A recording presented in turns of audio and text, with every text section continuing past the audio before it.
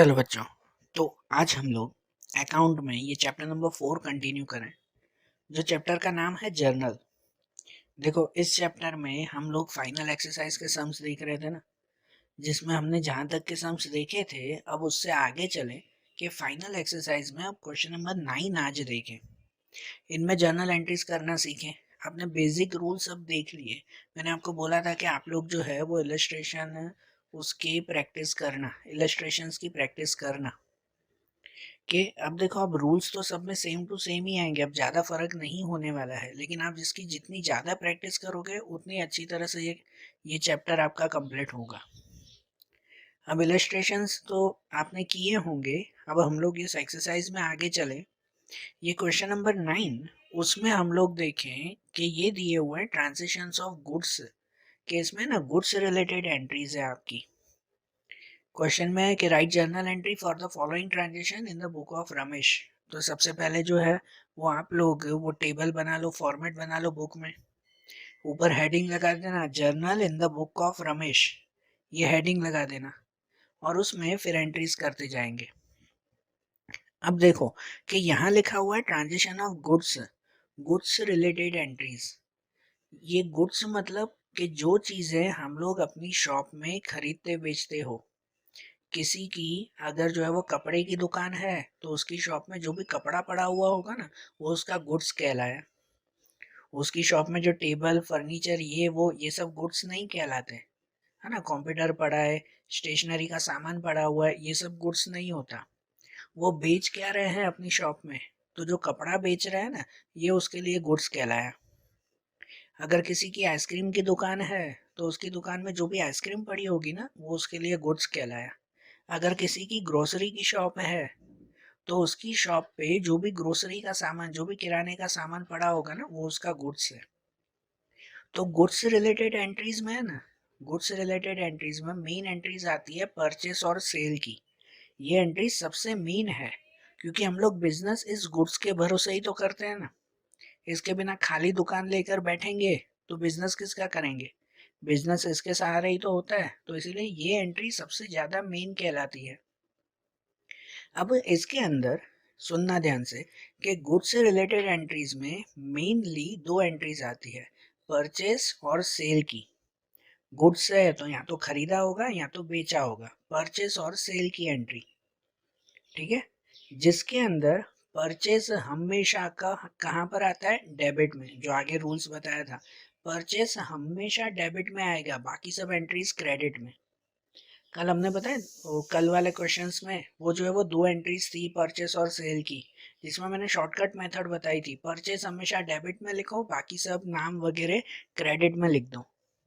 और वैसे ही सेल, तो सेल कहाँ पे लिखते हैं, तो सेल हमेशा क्रेडिट में लिखते हैं, कि सेल हमेशा क्रेडिट में लिखो और बाकी सब एंट्रीज उसकी डेबिट में।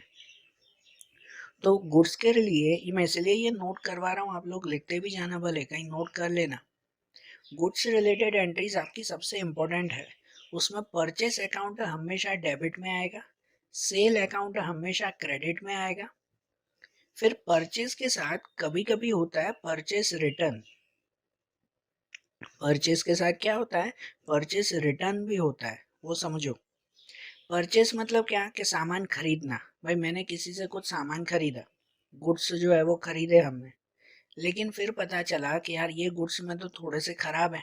मैंने 10,000 का सामान खरीदा किसी से, लेकिन उसमें से 1,000 का सामान तो खराब है। तो मुझे क्या करना होगा, वो अपने पास थोड़ी रखूंगा, मैं उसे वापस लौटा दूंगा ना, वापस उसे दे दूंगा कि भाई ये लो भाई, आपका ये सामान खराब था, ये वापस लेके जाओ।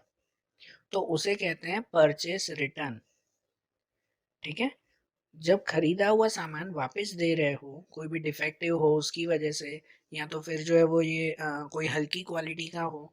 हमने जैसे मंगवाया हो, भाई मैंने मंगवाया लाल कलर का कपड़ा भेजना, उसने भेज दिया पीले कलर का कपड़ा, तो मैं रख के क्या करूँगा, तो मैं उसे रिटर्न कर दूंगा। भाई मेरी नीड के अकॉर्डिंग वो नहीं था। तो इन सब रीज़न की वजह से कितनी बार खरीदा हुआ सामान वापस दे देते हैं, तो उसे परचेस रिटर्न कहते हैं। तो इसके लिए नोट कर लो कि परचेस अकाउंट हमेशा कहाँ आता है, डेबिट में। तो परचेस रिटर्न हमेशा कहाँ पे आएगा, क्रेडिट में आएगा, उसका उल्टा। परचेस हमेशा डेबिट में लिखते हैं, तो परचेस रिटर्न कहाँ पे लिखते हैं? क्रेडिट में। वैसे ही कितनी बार सेल रिटर्न भी होता है। भाई मैंने किसी को सामान बेचा, हो सकता है कि उसमें जो है वो थोड़ा गलत सामान चला गया हो, या सामने वाले को मेरा सामान पसंद नहीं आया हो, तो वो क्या करेगा? मुझे वो वापस दे देगा, अपने पास रखेगा थोड़ी। सही बात क्या नहीं? तो वो कहलाता है सेल रिटर्न, कि मैंने अगर किसी को सामान बेचा हो और वो बेचा हुआ सामान अगर मुझे वापस मिलता हो, तो उसे सेल रिटर्न कहते हैं। और सेल रिटर्न की एंट्री कहाँ आती है? तो उसके लिए भी सिंपल सा ही रूल, कि सेल हमेशा कहाँ पे लिखते हैं? सेल हमेशा लिखते हैं क्रेडिट में। तो सेल रिटर्न हमेशा कहाँ पे लिखेंगे? डेबिट में लिखेंगे।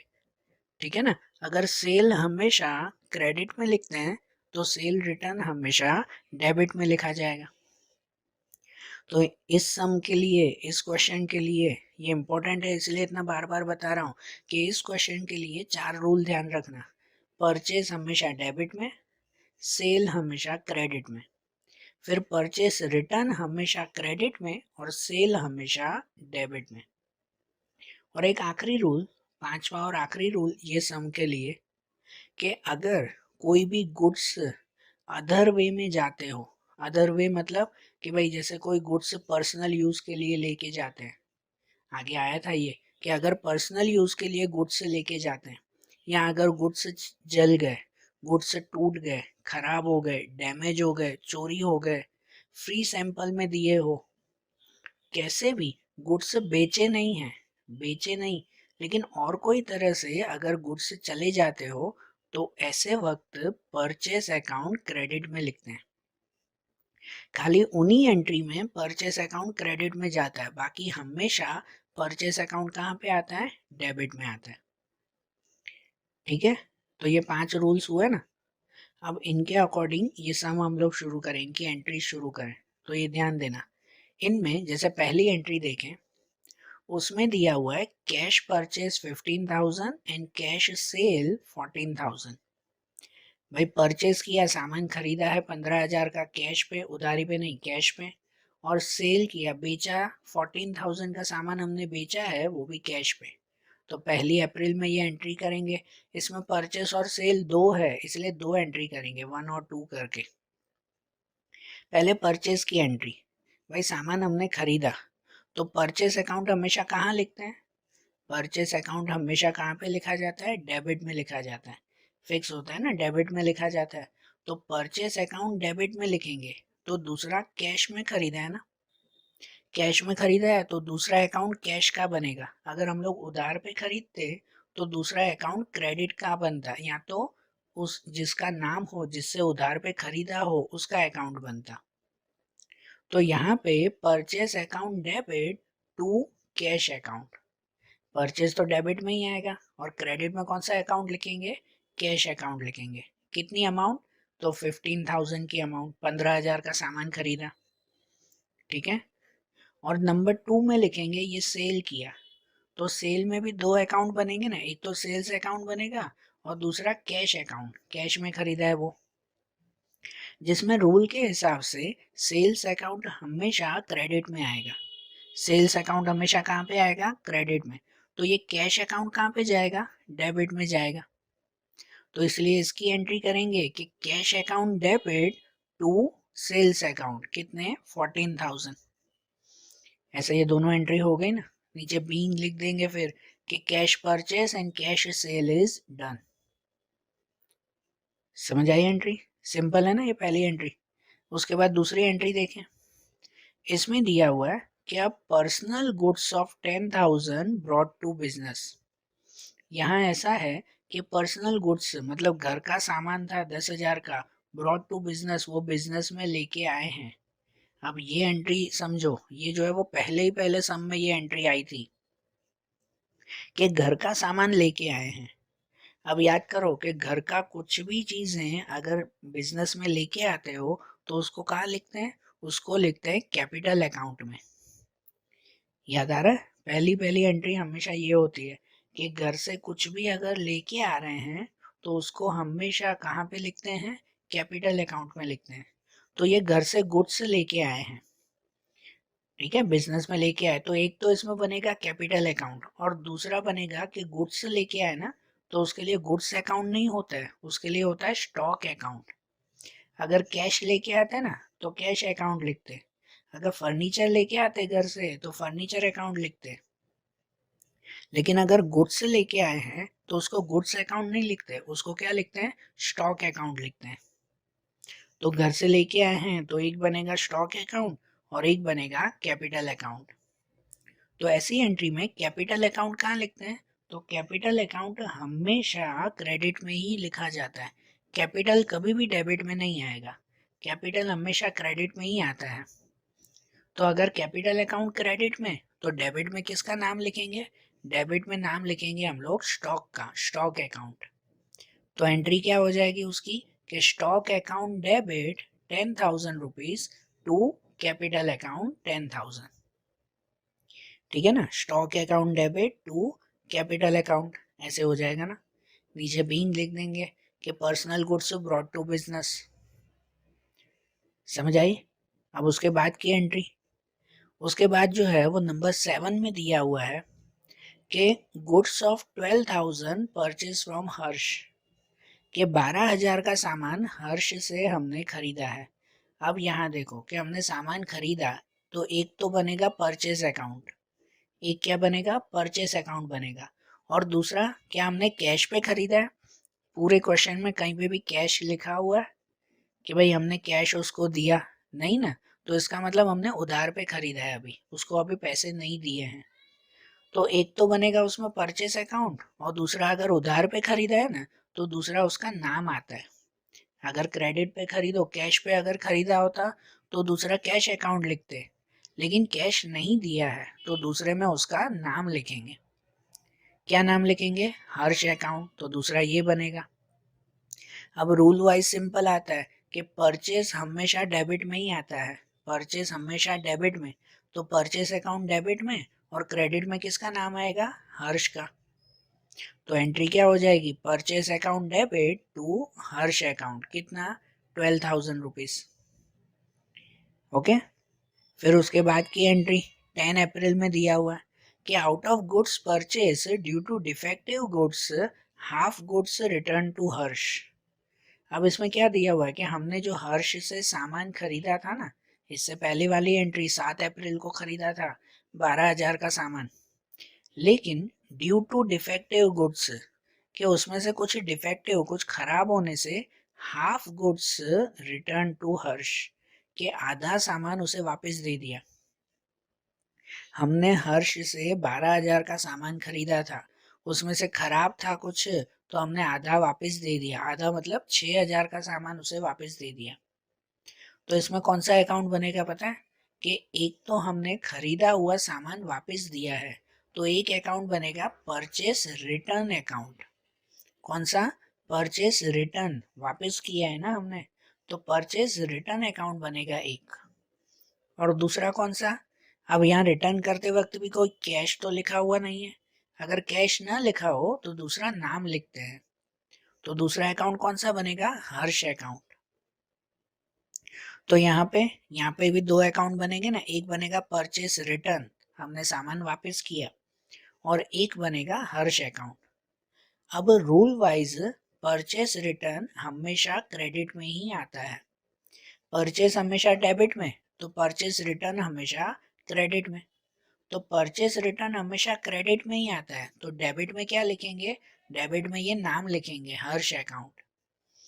तो इसीलिए एंट्री क्या करते हैं कि Harsh account debit to purchase return account, Harsh account debit 6,000 to purchase return account 6,000, ऐसे ही एंट्री हो जाएगी ना, क्लियर। अब उसके बाद वाली एंट्री नंबर 12 अप्रैल में दिया हुआ है कि goods of 10,000 purchase from from Ramila and half amount paid by cheque. ये एंट्री कल भी थी, कल के समय भी यही सेम एंट्री थी कि 10,000 का सामान हमने रमीला से खरीदा है, रमीला से खरीदा और आधे पैसे दिए, आधे पैसे हमने चेक से दिए। तो इनमें कौन कौन से अकाउंट बनेंगे पता है, कि एक तो हमने सामान खरीदा तो एक तो बनेगा परचेज अकाउंट, कि दूसरा आधे पैसे दिए हैं और आधे उधार है, तो दो अकाउंट बनेंगे ना उनके, कि पैसे दिए ना वो चेक से दिए, मतलब एक तो बनेगा बैंक अकाउंट, चेक से दिए मतलब बैंक अकाउंट बनेगा एक, और बाकी का जो उधार रहा 5,000 जो बाकी रहे, तो उसमें उसका नाम लिखेंगे रमीला अकाउंट। ठीक है, तो इसका मतलब इनमें एंट्री कैसे करते हैं, कल मैंने इसका एक शॉर्टकट मेथड बताया था, तो ये याद रखो, एक तो बनेगा परचेस अकाउंट ना, तो परचेस हमेशा डेबिट में आता है, परचेस हमेशा कहाँ आता है, डेबिट में, तो परचेस अगर डेबिट में ना तो बाकी के सब क्रेडिट में लिख दो, परचेस डेबिट में तो बाकी का रमीला भी क्रेडिट में, और चेक मतलब बैंक अकाउंट बनता है ना, तो वो भी क्रेडिट में। तो एंट्री क्या करेंगे उसमें, एंट्री कर देंगे परचेस अकाउंट डेबिट 10,000, परचेस में पूरे 10,000 लिखेंगे क्योंकि हमने पूरा 10,000 का सामान खरीदा, तो परचेस अकाउंट डेबिट 10,000 डेबिट में ये, और क्रेडिट में लिखेंगे टू रमीला अकाउंट 5,000 और टू बैंक अकाउंट 5,000। ठीक है, ये ऊपर नीचे लिखो ना तो भी चलेगा, कि पहले बैंक फिर रमीला लिखो तो भी ठीक है, कि to Ramila account 5 and bank में 5,000, मतलब ये बैंक के 5,000 5,000 का चेक दिया और ये 5,000 रमीला के बाकी रहे, ऐसे हो गए ना। और इसमें भी देखो डेबिट और क्रेडिट दोनों का टोटल इक्वल ही आना चाहिए ना, वो इक्वल है ही, हर सम में इनका टोटल इक्वल आना ही चाहिए। ठीक है, अब उसके बाद वाली एंट्री के इसमें है कि goods purchase from Ramila sold to Meera after adding 30% profit and 10% trade discount. ठीक है, अब यहाँ पे थोड़ी कैलकुलेशन करनी पड़ेगी, यहाँ समझना कि goods purchase from Ramila, Ramila से जो सामान खरीदा ना, इससे पहले वाली एंट्री की ना, कि रमीला से हमने कितना सामान खरीदा था, 10,000 का सामान खरीदा था, 10,000 का सामान खरीदा ना, that sold to Mira after adding 30% profit, इस पे 30% प्रॉफिट चढ़ाकर फिर हमने उसको बेचा है, और उसके ऊपर फिर 10% ट्रेड डिस्काउंट दिया। पता है 10% ट्रेड डिस्काउंट क्या होता है, या आगे भी तो एक पूरी डिटेल आएगी, इसमें तो खाली शॉर्ट सम दिया हुआ है कि ट्रेड डिस्काउंट वो होता है कि जब कोई हमारा पहचान वाला हो ना, तो उसको नहीं थोड़ा सा कम करके देते हैं। पता है कोई शॉप होती है तो उसमें 100 रुपए का चीज, कोई 100 रुपए की चीज होगी ना, कोई पहचान वाला जाए ना तो वो कहेगा कि चलो ठीक है भाई, आप जो है भाई 80 रुपए दे देना, है कि नहीं, तो पहचान वाले को डिस्काउंट मिल जाता है ना, तो ऐसा डिस्काउंट ट्रेड डिस्काउंट कहलाता है। ये शॉर्ट मीनिंग समझो कि कोई पहचान वाले को ऐसा डिस्काउंट दे देते हैं ना, वो ट्रेड डिस्काउंट। इसको डिटेल में हम लोग आगे के सम्स में समझेंगे, एक पूरा टॉपिक आएगा अलग से इसका, ट्रेड डिस्काउंट का। तो अब कैलकुलेशन क्या करनी है कि जो रमीला से सामान खरीदा ना 10,000 का, उसको मीरा को बेचा था 30% प्रॉफिट चढ़ा के, तो आपको रफ में कैलकुलेशन करनी है, कैलकुलेटर में करना भले, कि सबसे पहले इस 10,000 में प्लस 30% करेंगे, आपके कैलकुलेटर में करना 10,000 प्लस 30%, ऐसे कैलकुलेटर में क्लिक करो तो कितना हो जाएगा उसमें, तो उसमें हो जाएगा 13,000 के 30% हमने प्रॉफिट चढ़ाया, 30% मतलब 3,000 होते हैं, तो 3,000 का प्रॉफिट चढ़ाया तो कितना हो गया 13,000 रुपये, 10,000 का सामान 13,000, और अपना पहचान वाला था ना, तो उसको 10% डिस्काउंट दे दिया, मतलब इस 13,000 में 10% माइनस, तो अब जो है वो फिर से कैलकुलेटर में ये 13,000 माइनस माइनस 10% करना, कि 10% डिस्काउंट दिया तो 13,000 माइनस 10%, तो अमाउंट मिलेगी 11,700, उसके 10% मतलब 1,300 रुपये होते हैं, तो 13,000 में से 1,300 रुपये कम, तो 11,700 रुपये होंगे, मतलब कि 10,000 का सामान हमने उसको 11,700 रुपये में बेचा। तो कैलकुलेशन से अमाउंट तो मिल गई ना, कि 11,700 का सामान हमने बेचा है। अब एंट्री क्या, तो एंट्री तो सिंपल ना, कि हमने सामान बेचा, सोल्ड मीन्स बेचा, तो एक तो बनेगा सेल्स अकाउंट, और दूसरा देखो कहीं पे भी क्वेश्चन में लिखा हुआ है कि उसने कैश दिया हमने, या कैश ऐसा कुछ लिखा हुआ है नहीं है, मतलब हमने उधार पे बेचा है, ठीक है ना, क्रेडिट पे उधार पे बेचा। तो सोल्ड मतलब एक सेल्स अकाउंट बनेगा, और किसको बेचा हमने, मीरा को। रमीला से तो खरीदा था पहले, अभी किसको बेचा, मीरा को बेचा, तो उसका नाम आएगा मीरा अकाउंट। तो सिंपल एंट्री क्या करते हैं कि सेल्स अकाउंट हमेशा क्रेडिट में होता है, सेल्स अकाउंट हमेशा क्रेडिट में होता है, तो मीरा अकाउंट कहाँ जाएगा, डेबिट में जाएगा। मीरा अकाउंट डेबिट में, मतलब कि Meera account debit 11,700 to sales account 11,700। ठीक है, समझ आई है एंट्रीज, क्लियर ना। तो अब इसके बाद वाली एंट्री देखें। अब 18 अप्रैल, इसमें दिया हुआ है कि मीरा रिटर्न गुड्स ऑफ ₹1000, कि मीरा ने 1000 का सामान वापस कर दिया। अभी ये मीरा को बेचा था ना 11,700 का सामान, उसमें से उसने 1000 का सामान वापस कर दिया। तो ये क्या हुआ, ये हुआ सेल रिटर्न। हमने मीरा को बेचा था, वो वापस आया, तो उसे सेल रिटर्न कहते हैं। तो इसमें भी दो अकाउंट बनेंगे, एक तो बनेगा सेल रिटर्न, और दूसरा किसने वापस किया, मीरा ने वापस किया, तो दूसरा अकाउंट बनेगा ये मीरा। तो एंट्री कैसे करते हैं, तो एंट्री ऐसे करते हैं कि सेल रिटर्न अकाउंट हमेशा डेबिट में ही आता है। रूल यही है कि सेल रिटर्न अकाउंट हमेशा डेबिट में आता है। तो sale return account debit 1000 rupees to Meera account 1000। Sale return अगर डेबिट में तो क्रेडिट में उसका नाम आ जाएगा ना, ये मीरा। तो एंट्री आ गई ना समझ में, sale return account debit to Meera account, बरोबर। अब इसके बाद वाला है कि 20 में, अप्रैल 20 में दिया हुआ है कि goods of 20,000 sold to Kalpana at 10% trade discount and 5% cash discount, कि 20,000 का सामान हमने कल्पना को बेचा है, जिसपे 10% ट्रेड डिस्काउंट दिया और 5% कैश डिस्काउंट दिया।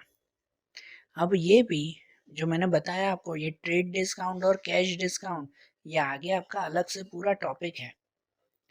अब एक चीज यहाँ सुन लो सिर्फ, कि ट्रेड डिस्काउंट मैंने बताया कि ट्रेड डिस्काउंट वो होता है कि कोई पहचान वाले होते हैं ना, उसको थोड़ा सा कम करके देते हैं हम लोग, वो ट्रेड डिस्काउंट। ठीक है, तो ट्रेड डिस्काउंट है ना, कहीं लिखते नहीं है, खाली काउंटिंग कर लेते हैं। और ये जो कैश डिस्काउंट है ना, कैश डिस्काउंट सिर्फ और सिर्फ तभी दिया जाता है जब कैश मिला हो। तो जब आपको कैश मिले ना तो कैश डिस्काउंट देते हैं, नहीं तो नहीं देते। तो ये पूरी एंट्री में पहले पढ़ो कि हमने सोल्ड टू कल्पना 20,000 का सामान कल्पना को बेचा, लेकिन क्या कल्पना ने पैसे दिए, ऐसा लिखा हुआ है, लिखा हुआ है कि कल्पना ने पैसे दिए हैं, नहीं लिखा हुआ है। इसका मतलब कि कल्पना को हमने उधार पे बेचा है। तो अगर हमने उसको उधार पे बेचा है ना, तो ये कैश डिस्काउंट गिनना नहीं है। कैश डिस्काउंट कब गिनेंगे, कि जब कल्पना पैसे देगी तो। अभी कैश डिस्काउंट नहीं गिनना है, अभी सिर्फ गिनना है हमें ये 10% ट्रेड डिस्काउंट, बराबर। और वो भी खाली काउंट करना होता है रफ में, यहाँ लिखना नहीं होता है, कहीं एंट्री में नहीं लिखते ट्रेड डिस्काउंट, हम लोग सिर्फ रफ में काउंट कर लेते हैं। तो देखो 20,000 का सामान था और उस पर 10% डिस्काउंट दे दिया, तो आप रफ में या कैलकुलेटर में काउंट करो कि 20,000 उसमें से माइनस 10%। कैलकुलेटर में लिखो 20,000 माइनस 10%, तो कितना हो जाएगा, वो अमाउंट मिल जाएगी आपको 18,000। 20,000 के 10% अगर आप निकालो ना तो वो 2,000 होते हैं।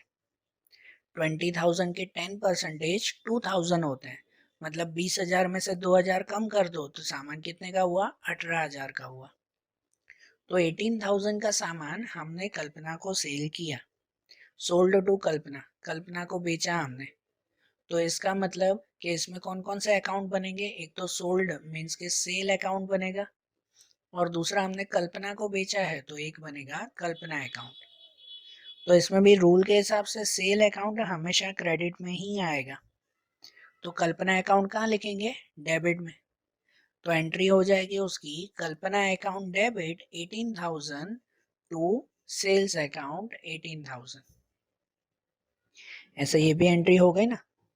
अब इसके बाद देखें तो उसके बाद 22 अप्रैल में दिया हुआ है कि goods of 2000 destroy by fire and insurance company admitted claim of ₹1000। देखो 2000 का सामान जल गया, डिस्ट्रॉयड बाय फायर मतलब कि आग में जल गया 2000 का सामान, और उसका इंश्योरेंस निकलवाते हैं ना, तो उसमें से इंश्योरेंस कंपनी ने हमें 1000 रुपये ही दिए, बरोबर। अब ये एंट्री भी एक स्पेशल एंट्री की तरह टिक कर लो। ये जो है वो आग में जलने वाली, खराब हो जाने वाला सामान, ये ऐसी एंट्रीज बहुत आएगी, आगे बहुत आएगी। तो ये एंट्रीज भी टिक कर लो। कैसे करनी है? तो देखो 2000 का सामान जल गया, उसमें से इंश्योरेंस कंपनी ने 1000 रुपए का जो है वो क्लेम दिया। तो अब कहीं पर भी ये गुड्स अगर अदर वे में जाते हो ना, जैसे मैंने पहले ही नोट करवाया, अगर सामान जल जाता हो, चोरी हो जाए, डैमेज हो जाए, पर्सनल यूज के लिए लेके जाए या कुछ भी, तो उसमें बनता है परचेस अकाउंट। उसमें क्या बनेगा? Purchase account. और उसमें परचेस अकाउंट हमेशा क्रेडिट में आएगा। सिर्फ यही सिचुएशन कि जब सामान जल जाए, खराब हो जाए या और कोई नुकसान होता हो, तब उस वक्त परचेस अकाउंट हमेशा क्रेडिट में आएगा। तो ऐसी एंट्री में भी याद किया करो कि परचेस अकाउंट हमेशा क्रेडिट में और बाकी सभी चीजें हमेशा डेबिट में आएगी। ऐसे होगा। तो इसमें कौन कौन से अकाउंट बनेंगे पता है? इसमें अकाउंट बनेंगे कि एक तो बनेगा परचेस अकाउंट, मैं इसमें डायरेक्टली बता रहा हूँ कि एक तो बनेगा परचेस अकाउंट जो क्रेडिट में होगा, कि परचेस अकाउंट क्रेडिट। एक है ना, इंश्योरेंस कंपनी ने हमें पैसे दिए, पता है 2000 का सामान जल गया, उसमें से 1000 रुपए के इंश्योरेंस कंपनी ने दिए ना हमें, तो वो इंश्योरेंस कंपनी ने दिए ना, तो उसका हमेशा अकाउंट बनाते हैं इंश्योरेंस क्लेम अकाउंट। उसके लिए हमेशा कौन सा अकाउंट बनता है? Insurance claim. जब इंश्योरेंस कंपनी पैसे देती हो तो इंश्योरेंस क्लेम अकाउंट बनाते हैं। तो 2000 के सामान में से 1000 का सामान वो इंश्योरेंस कंपनी ने हमें पैसे वापस किए, और बाकी का 1000, 2000 में से 1000 मिल गए, बाकी का 1000, तो बाकी का 1000 तो गया ना, सामान जल गया, नुकसान हो गया वो। तो उसके लिए अमाउंट लिखते हैं, अकाउंट लिखते हैं loss due to fire account. उसके लिए कौन सा अकाउंट लिखते हैं? Loss due to fire account, ये लिखते हैं। तो मैंने एंट्री आपको बताई कि एंट्री में परचेस अकाउंट हमेशा क्रेडिट में ही आएगा, तो बाकी के दोनों अकाउंट कहाँ लिखेंगे? डेबिट में। तो एंट्री ऐसे की जाएगी कि insurance claim account debit 1000 rupees, insurance claim account debit 1000 के इंश्योरेंस कंपनी ने 1000 रुपए दिए। Loss due to fire account debit 1000 के 1000 का लॉस हो गया, सामान जल गया, उसमें लॉस हुआ। और टू परचेस अकाउंट 2000 कि भाई परचेस अकाउंट क्रेडिट में 2000 के पूरा सामान तो हमारा 2000 का ही गया ना। इंश्योरेंस कंपनी भी सामान थोड़ी वापस देती है, वो तो पैसे देगी ना। सामान तो हमारा पूरे 2000 का गया ही गया, ठीक है।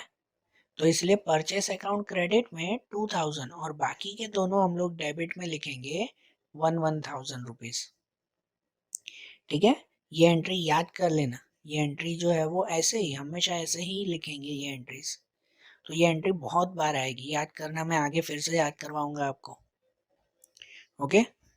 अब इसके बाद वाली एंट्री, तो इसके बाद 25 अप्रैल, उसमें दिया हुआ है कि goods of 500 ruined in rain, 200 are realise by selling it. देखो ये भी वैसा ही है, वो इंश्योरेंस कंपनी वाला था, आग में जल गया। अब यहाँ लिखा हुआ है ruined in rain, मतलब कि बारिश में खराब हो गया। 500 रुपए का गुड्स, मतलब 500 रुपए के सामान बारिश में खराब हो गए, और उसमें से अब 200 मिले, 200, 200 are realised by selling it. वो कैसे? खराब सामान भी कभी भंगार में बेचते हैं या किसी को सस्ते में दे देते हैं। तो 500 का सामान था, बारिश में खराब हो गया, तो उसे जो है वो वही खराब सामान बेच दिया ना, तो उसमें से 200 रुपए मिले। तो ऐसे में भी 3 अकाउंट ही बनेंगे। एक तो बनेगा परचेज अकाउंट, मैंने आपको बताया जल जाए, चोरी हो जाए, ऐसे बारिश में खराब हो जाए, कुछ भी नुकसान हो ना, गुड्स को अगर नुकसान होता हो ना, गुड्स को नुकसान होता हो तो परचेस अकाउंट क्रेडिट में ही लिखते हैं। तो एक तो परचेस अकाउंट बनेगा, दूसरा बनेगा कैश अकाउंट कि ये 200 रुपये मिले, ये इंश्योरेंस ने थोड़ी दिए तो इंश्योरेंस लिखे। तो दूसरा बनेगा कैश अकाउंट कि बेचने पर ये मिले ना, कि ये कैश अकाउंट लिखेंगे। और तीसरा बनेगा लॉस, 500 रुपये का सामान 200 में बेच दिया तो 300 रुपये का तो लॉस हुआ ना, वो तो नुकसान हुआ ना हमें। तो तीसरा लॉस अकाउंट बनेगा, loss due to rain account. तो यहाँ भी रूल के हिसाब से परचेस अकाउंट क्रेडिट में ही आएगा। सामान जल जाए, खराब हो जाए तो परचेस अकाउंट क्रेडिट में, और बाकी के दोनों अकाउंट डेबिट में।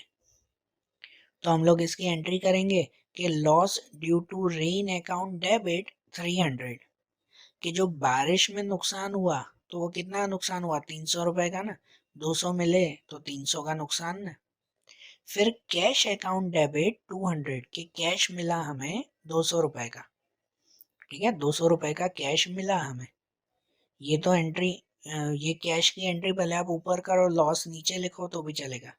और टू परचेस अकाउंट 500, और परचेस पे 500 लिखेंगे कि टोटल तो हमारा 500 का ही सामान गया, बरोबर ना, टोटल सामान तो हमारा 500 का गया, वही लिखेंगे। ठीक है, अब इसके बाद वाली एंट्री तो 27 में दिया हुआ है कि goods of 300 received as free sample, 300 रुपए का सामान फ्री सैंपल में मिला, रिसीव्ड, ठीक है, रिसीव्ड मतलब कि फ्री सैंपल में मिला हमें। तो फ्री सैंपल में मिला तो यहाँ तो खाली सामान आया, हमारा कुछ गया क्या, नहीं ना। ये ना, ये वन साइड एंट्री हुई, ये वन साइड एंट्री हुई। कैसे कोई दूसरे होते हैं ना जो फ्री सैंपल में देके जाते हैं कि हाँ भाई इसको बेच के देखो ना कैसे चल रहा है, लोगों को अच्छा लग रहा है कि नहीं लग रहा है, ऐसा फ्री सैंपल हमें देके जाते हैं। तो किसी ने मुझे फ्री सैंपल दे दिए, अब खाली उसने दिए, सामने मैंने कुछ दिया क्या, नहीं ना, मुझे तो खाली फ्री सैंपल मिला ना। ये हुई one side entry, two side entry नहीं है ये। और वन साइड एंट्री होती है ना तो वो नॉन इकोनॉमिक कहलाती है। हम लोग अकाउंट में हमेशा ड्यूअल इफेक्ट देते हैं, दो साइड की एंट्री करते हैं। तो ये तो वन साइड एंट्री ही बनी, तो वन साइड एंट्री है, दूसरी तरफ कुछ भी नहीं है, तो इसलिए ये नॉन इकोनॉमिक कहलाया। तो इसलिए इसमें क्या लिख देंगे, it is a non economic transaction, इसकी कोई एंट्री होगी नहीं, कि एक ही साइड एंट्री होगी, दूसरा समझो खाली डेबिट में ही आएगा ये गुड्स, और तो क्रेडिट में क्या लिखेंगे, कुछ गया ही नहीं ना हमारा। समझ आई ना बात। अब ऐसे ही देखो 29 में, 27 के बाद 29 कि goods of 250 was received as free sample sold for 400। अब यहाँ क्या एंट्री है समझो, इसके बाद वाली एंट्री समझो कि goods of 250 was received as free sample, कि 250 का सामान किसी ने फ्री सैंपल में दे दिया, किसी ने हमें दिया, और वो हमने 400 रुपए में बेच दिया। तो ये जो 250 का सामान हमें फ्री सैंपल में मिला ना, उसकी कोई एंट्री नहीं करेंगे, उसकी कोई एंट्री नहीं करेंगे, क्योंकि यही मैंने आपको ऊपर भी बताया कि ये वन साइड एंट्री है। या तो ऐसे याद रखो कि फ्री सैंपल में कुछ भी मिले ना तो उसकी कोई एंट्री नहीं करते, हाँ फ्री सैंपल में आपने दिया हो ना तो एंट्री करते हैं, है ना, तो एंट्री करते हैं। लेकिन फ्री सैंपल में कुछ भी मिले तो उसकी एंट्री नहीं करते। तो 250 रुपये का सामान हमें मिला है तो उसकी कोई एंट्री नहीं। लेकिन हाँ ये दूसरी चीज है कि 400 रुपये में हमने बेच दिया, वो एंट्री करेंगे। ठीक है, 400 रुपये में बेचा हमने, इसकी एंट्री हम लोग जरूर करेंगे। ध्यान देना बेटा, ऐसे ट्रांजेक्शंस ध्यान देना और याद रखना। तो 400 रुपये में बेचा वो एंट्री, तो अब उसकी तो नॉर्मल सेल की एंट्री करेंगे। हमने बेचा ना तो उसको सेल की एंट्री में लिखेंगे, मतलब उसके लिए बनेगा एक सेल्स अकाउंट और दूसरा दूसरा कैश अकाउंट, क्योंकि कोई उधार पे बेचा ऐसा लिखा हुआ है क्या, नहीं ना, मतलब कैश अकाउंट में लिखेंगे। तो उस रूल के हिसाब से सेल्स अकाउंट हमेशा क्रेडिट में आएगा, सेल्स अकाउंट हमेशा क्रेडिट में, तो डेबिट में क्या लिखेंगे, कैश अकाउंट। तो एंट्री लिख देंगे इसकी, cash account debit 400 to sales account 400। ठीक है ना, अमाउंट में तो ये 400 ही लिखेंगे ना, ये 250 की एंट्री तो हमने की ही नहीं है, तो अमाउंट में ये 400 ही आएगा, cash account debit to sales account. आई बात समझ में? अब उसके बाद ये 30 अप्रैल की एंट्री देखें, है ना, इस सम की ये लास्ट एंट्री, क्या mobile of 1500 purchase again exchange of goods of ₹1000। देखो अब यहाँ ये एंट्री कैसे दी गई है, और काफ़ी बार ऐसी सिचुएशन बिजनेस में आती भी है कि हमने कोई अगर सामान खरीदा तो उसके बदले में पैसे नहीं दिए, हमारा दूसरा ही सामान दे दिया।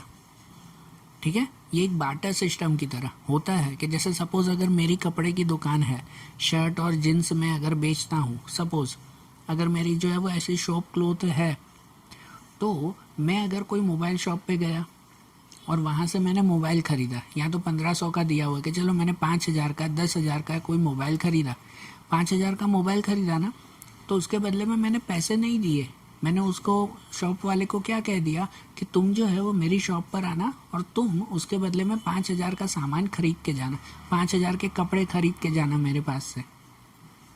तो मैंने 5000 का जो है वो मोबाइल ख़रीदा, उसके बदले में उसको 5000 के कपड़े दे दिए, पैसे दिए नहीं। ये बार्टर सिस्टम ना, इसमें पता है फ़ायदा होता है कि मैंने उसको 5000 के कपड़े दिए, अब मैं हूँ बिजनेसमैन, एक्चुअली मैंने वो कपड़े 5000 में नहीं खरीदे होंगे, मैंने वो कपड़े खरीदे होंगे 3000 में, 4000 में, वो तो मैं प्रॉफिट चढ़ा के बेचूंगा ना 5000 में, सही बात कि नहीं? तो मैंने कपड़े खरीदे थे समझो 4000 के ही, और उस मोबाइल के बदले में मैंने उसको वो कपड़े दे दिए, मतलब 5000 के मोबाइल के बदले में मैंने उसको 4000 के कपड़े दे दिए, तो ये तो मेरा फ़ायदा हुआ ना उल्टा, है कि नहीं? तो देखो यहाँ पर ये वही एंट्री है, क्या mobile of 1500 purchase again the exchange of ₹1000, कि 1500 का मोबाइल खरीदा और उसके सामने गुड्स कितने दिए, 1000 रुपये के ही, तो 500 रुपये तो उल्टा मेरा फ़ायदा हुआ ना, है ना? तो यहाँ एंट्री क्या करेंगे पता है, पहले तो यहाँ पे अकाउंट कौन से बनेंगे, एक तो मोबाइल ख़रीदा है तो एक तो मोबाइल अकाउंट बनेगा। ठीक है, कोई भी एसेट्स खरीदते हैं ना, मोबाइल एक तरह की हमारी एसेट है, तो कोई भी एसेट्स खरीदते हैं ना तो उसमें उसी का ही नाम आता है, मोबाइल अकाउंट। फर्नीचर खरीदो तो फर्नीचर अकाउंट, अगर आप कोई गुड्स खरीदो ना तो गुड्स नहीं तो परचेस अकाउंट लिखते हैं। तो यहाँ पे हमने मोबाइल ख़रीदा तो एक तो मोबाइल अकाउंट आएगा, और सामने हमने गुड्स दिए तो उसके लिए उसके लिए गुड्स नहीं, उसके लिए परचेज अकाउंट बनेगा। यहाँ पर भी उसी नोट या उसी रूल के हिसाब से आता है कि कोई भी तरह से हमारा सामान अगर जाता हो ना, जैसे जल जाए, बारिश में ख़राब हो गया, या तो ऐसे हमने बार्टर सिस्टम के हिसाब से दिया, तो उसमें भी परचेज अकाउंट क्रेडिट में आएगा। या हमने गुड्स से एक्सचेंज किए हैं, सामान बेचा नहीं है, उसको मैंने बेचा नहीं, खाली एक्सचेंज करके दिया, तो यहाँ सेल अकाउंट नहीं बनेगा, यहाँ क्या बनेगा, परचेस अकाउंट बनेगा। ठीक है, तो यहाँ पर हम लोग परचेस अकाउंट वो हमेशा कहाँ आएगा, यहाँ क्रेडिट में। तो परचेस अकाउंट क्रेडिट में, तो फिर जो मोबाइल ख़रीदा वो कहाँ पर, डेबिट में। तो यहाँ लिखेंगे हम लोग एंट्री में mobile account debit to purchase account, और अमाउंट क्या लिखेंगे, 1500 की अमाउंट लिखेंगे कि 1000 की अमाउंट लिखेंगे। तो यहाँ ये भी चीज़ याद रखो, मोबाइल हमने कितने का भी ख़रीदा हो, हमारा सामान कितना गया, हमारी शॉप से कितने का सामान गया, वो 1000 का ही सामान गया ना। मोबाइल भले कितने का भी हो, उसको मैंने मोबाइल वाले को पैसे थोड़ी दिए, उसके बदले में मैंने तो ये अपना सामान ही 1000 रुपये का दिया ना, मतलब मेरे तो खाली ये 1000 रुपये ही गए ना, सही बात कि नहीं? भले मोबाइल कितने का भी हो, मेरे तो गए 1000 रुपये, तो इसलिए इसमें 1500 की एंट्री नहीं करते, यहाँ लिखते हैं सिर्फ ये 1000 रुपीज़। मतलब यहाँ लिखेंगे mobile account debit to purchase account, कितना लिखेंगे, 1000 रुपीज़ लिखेंगे। ठीक है, आई ना बात ये समझ में? अब देखो ये क्वेश्चन नंबर 9 हमने देखा, अब ऐसे ही इसका एक्सरसाइज का क्वेश्चन नंबर 10 शुरू करें। क्वेश्चन नंबर 10 जो है ना, वो हमारा क्वेश्चन है एसेट्स के अकॉर्डिंग, ट्रांजिशन ऑफ एसेट्स। मैंने बताया ना, एसेट्स जैसे फर्नीचर, बिल्डिंग, मशीनरी, ये कंप्यूटर या फिर मोबाइल, ये सब एसेट्स होती है जिसे आप बेचते नहीं हो, लेकिन आपके बिजनेस में वो चीज़ें यूज़ करते हो, वो आपकी एसेट्स। जैसे आपकी अगर कपड़ों की दुकान हो तो कपड़े आप लोग खरीदते बेचते हो, वो आपका गुड्स कहलाया। लेकिन उस कपड़े की दुकान में बिल बनाने के लिए कंप्यूटर पड़ा है तो वो कंप्यूटर आपका गुड्स नहीं कहलाता, वो आपकी एसेट कहलाता है। कि कंप्यूटर आप खरीदोगे बेचोगे नहीं ना। या तो उस कपड़े की दुकान में जो फर्नीचर पड़ा हुआ है, टेबल, कुर्सी या शोकेस या कुछ भी, तो ये सब आपकी एसेट्स हुआ, उसे आप बेचते नहीं हो कुछ। तो यहाँ पर एसेट्स की एंट्री है, और एसेट्स की एंट्री में सिर्फ एक ही रूल याद किया करो, अगर एसेट्स आ रहा है ना, खरीद रहे हो, एसेट्स आ रहा है तो उसे डेबिट में लिखते हैं एसेट को, और अगर एसेट जा रहा है तो उसको क्रेडिट में लिखते हैं। इसका एक ही रूल, एसेट आए तो डेबिट में, एसेट जाए तो क्रेडिट में। हमारा वो रूल्स है ना रियल अकाउंट का, कि debit what comes in, credit what goes out. ये सबसे सिंपल एंट्रीज। तो नेम दिया हुआ है journal entry for the following transaction in a book of Shri Lakshman Chandera, तो ऊपर हेडिंग लगाओ journal entry in the books of Shri Lakshman Chandera, और नीचे वो टेबल बना लो, फॉर्मेट बना लो, तो उसमें एंट्री शुरू करें। तो इसमें पहली एंट्री दी गई है, नंबर 1 की एंट्री दी गई है कि machine purchase by cheque 20,000 and paid for machine installation 500 in cash. देखो हमने जो है वो एक मशीन खरीदी, ठीक है, मशीन खरीदी है। कितने की मशीन खरीदी? 20,000 की मशीन खरीदी। ये 20,000 रुपये मैंने चेक से दे दिए, चेक से दिए मैंने। और उसके बाद दूसरा मशीन इंस्टॉलेशन करवाया। मशीन इंस्टॉलेशन, पता है ना, जब मशीन खरीदते हैं, जैसे आप घर पे एसी खरीदते हो तो वो एसी इंस्टॉल करके जाते हैं कि नहीं, बरोबर? आपके घर में एसी इंस्टॉल करके खुद वो शॉपकीपर इंस्टॉल करवा के देता है ना आपको, तो उसके शायद अगर अलग चार्जेस हो तो वो मशीन इंस्टॉल करने के 500 रुपये अलग से वो 500 रुपये कैश में दिए। तो मशीन खरीदी 20,000 की और 500 रुपये का इंस्टॉलेशन करवाया। तो पता है जब भी ऐसा हो ना, तो हम लोग उसमें अमाउंट हमेशा पूरी गिनते हैं। जैसे समझो कि आपने एसी खरीदी हो 10,000 रुपये की और उसका इंस्टॉल करवाने के 1,000 रुपये लिए। चलो समझो ना, एग्जाम्पल लो कि उसने 1,000 रुपये लिए हैं, तो आप क्या बोलोगे पता है कि भाई मैंने एसी खरीदी 11,000 में। आप ऐसे बोलोगे मैंने 10,000 में खरीदी? नहीं, आप क्या बोलोगे कि मेरी एसी जो है वो 11,000 में पड़ी मुझे, ऐसे बोलते हो ना, क्योंकि 10,000 की एसी थी और 1,000 रुपये का खर्चा हो गया, तो मेरी एसी मुझे पड़ी 11,000 में, है कि नहीं? तो यहाँ पे भी मशीन 20,000 की थी और 500 रुपये का खर्चा हुआ, तो अब मशीन कितने की हो गई? 20,500 की हो गई। तो इसमें कौन कौन से अकाउंट बनेंगे पता है? कि मशीन खरीदी है तो एक तो मशीन अकाउंट बनेगा, दूसरा देखो चेक से दिया हमने ये 20,000 रुपये तो बैंक अकाउंट बनेगा, और ये 500 रुपये कैश में दिए तो एक कैश अकाउंट बनेगा। तो इसमें भी हमने मशीन खरीदी है ना, तो मैंने पहले ही बताया कुछ भी खरीदो मतलब वो डेबिट में, तो मशीन अकाउंट डेबिट में लिखेंगे, और बाकी ये चेक भी हमारा गया, वो कैश में भी दिए, वो पैसे भी गए, तो वो दोनों लिखेंगे क्रेडिट में। वो जा रहे हैं तो उसे क्रेडिट में। तो एंट्री क्या होगी? एंट्री होगी मशीन अकाउंट डेबिट 20,500।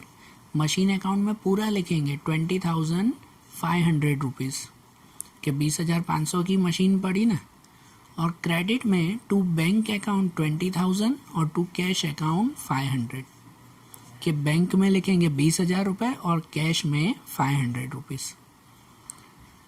समझ आई ना ये बात? देखो ऐसे ही है दूसरी एंट्री, कि purchase of furniture of 3,000 purchase from Kaveri furniture and carriage paid in cash 50 rupees.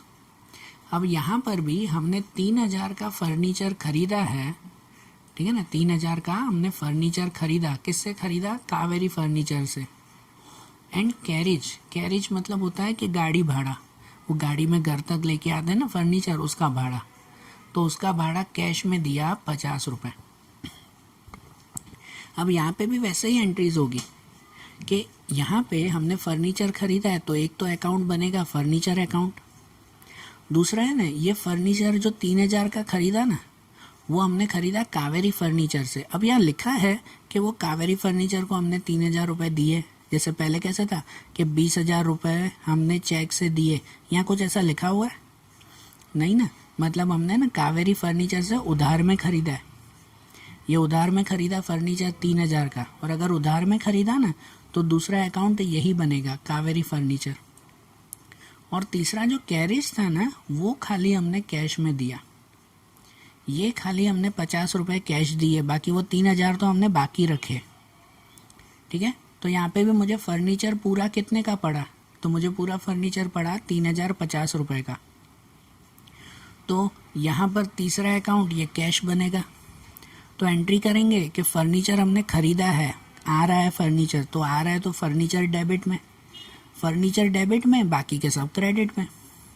तो फर्नीचर अकाउंट डेबिट 3050, उसमें पूरा लिखेंगे 3050 फर्नीचर अकाउंट डेबिट, और क्रेडिट में लिखेंगे to Kaveri furniture account, Kaveri furniture नाम आएगा ना, कि टू कावेरी फर्नीचर अकाउंट 3000, भाई ये बाकी रहे थे वो, और टू कैश अकाउंट 50 रुपीज़, कि ये हमने कैश दिया था वो गाड़ी भाड़े का, है ना, कैरियज का दिया था हमने।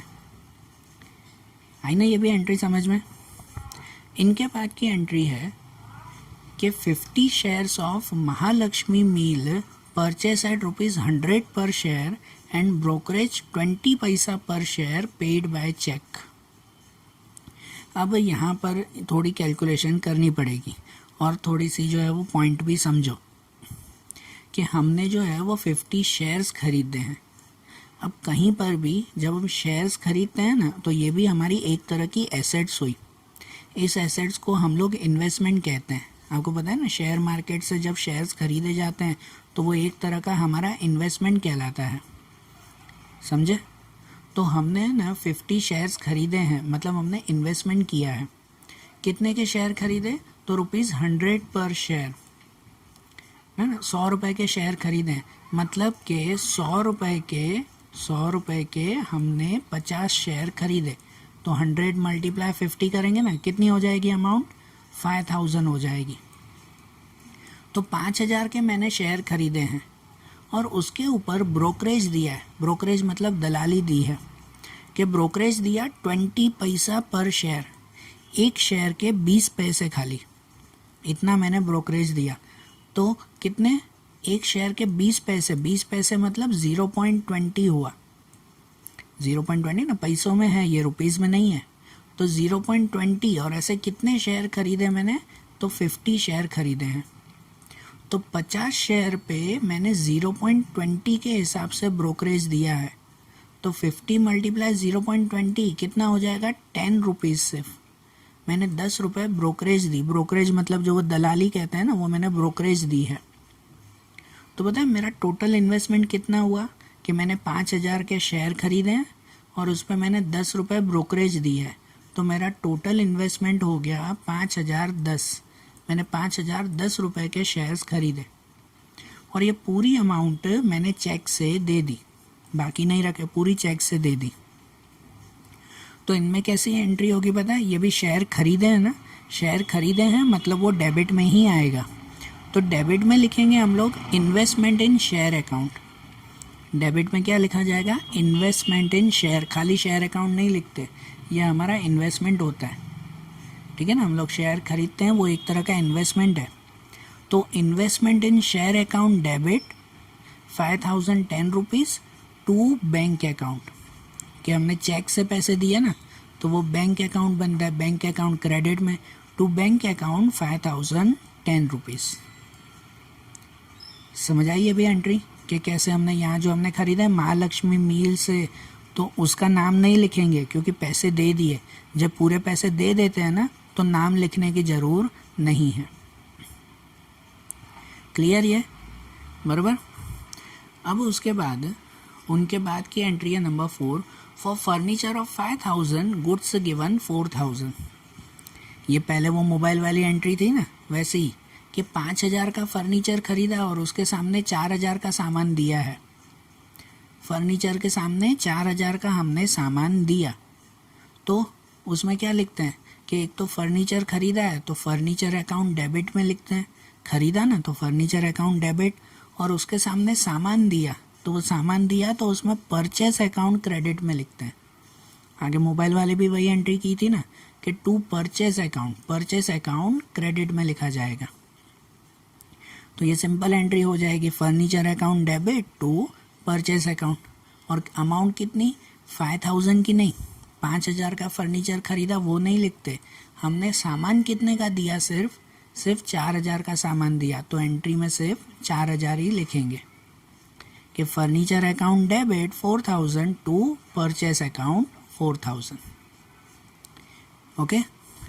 फिर नंबर 5 की एंट्री है, and old machine of ₹6000 sold for 5000। एक पुरानी मशीन थी जो मैंने 6000 में ख़रीदी थी, उसे अब 5000 में बेच दिया। अब यहाँ देखो, यहाँ पे हमने मशीन बेची है, खरीदी नहीं, आगे सब में खरीदी थी, यहाँ मशीन बेची, तो यहाँ पे जो मशीन अकाउंट बनेगा ना वो क्रेडिट में आएगा। मशीन अकाउंट कहाँ आएगा, क्रेडिट में, हमने बेचा है। तो इसमें कौन कौन से अकाउंट बनेंगे, एक तो मशीन अकाउंट बनेगा, दूसरा हमने 5000 में बेचा है तो 5000 क्या मिले, कैश ही मिला ना, तो दूसरा बनेगा कैश अकाउंट। और बाकी के जो 1000 रुपये है ना, वो बाकी के 1000 रुपये हम लोग लॉस में लिखेंगे। यहाँ लिखना पड़ेगा हमें लॉस, क्योंकि ये तो अपनी मशीन है, अपनी 6000 की मशीन 5000 में बेची तो 1000 रुपये का नुकसान हुआ ना, तो वो तो लिखना पड़ेगा ना हमें। तो इसलिए तीसरा बनेगा लॉस अकाउंट। तो यहाँ मशीन हमने बेची ना, तो मशीन को क्रेडिट में लिखेंगे, बेचा है तो उसे क्रेडिट में, और बाकी के सब अकाउंट डेबिट में। तो इसमें लिखेंगे कि पहले कैश अकाउंट डेबिट 5000, एक तो कैश अकाउंट बनेगा ना कि वो डेबिट में आएगा 5000, कैश मिला हमें 5000 का। Loss on sale of machine account debit 1000, यहाँ पे पूरा लिखेंगे, खाली लॉस अकाउंट नहीं, loss on sale of machine account, वो 1000 रुपीज़, ये भी डेबिट में। और टू मशीन अकाउंट में 6000, क्रेडिट में मशीन अकाउंट 6000, क्या हमारी तो पूरी 6000 की मशीन गई ना, ठीक है ना। हर सम में पहले अकाउंट कौन कौन से बन रहे हैं वो याद कर लो, वो चेक कर लो, और उसके बाद उसमें से कौन सा डेबिट क्रेडिट लिखना है वो चेक कर लो, तो सिंपल हो जाएगा। यहाँ मशीन बेच रहे हैं तो मशीन को क्रेडिट में लिखेंगे, तो बाकी सब अकाउंट डेबिट में आएंगे, बराबर।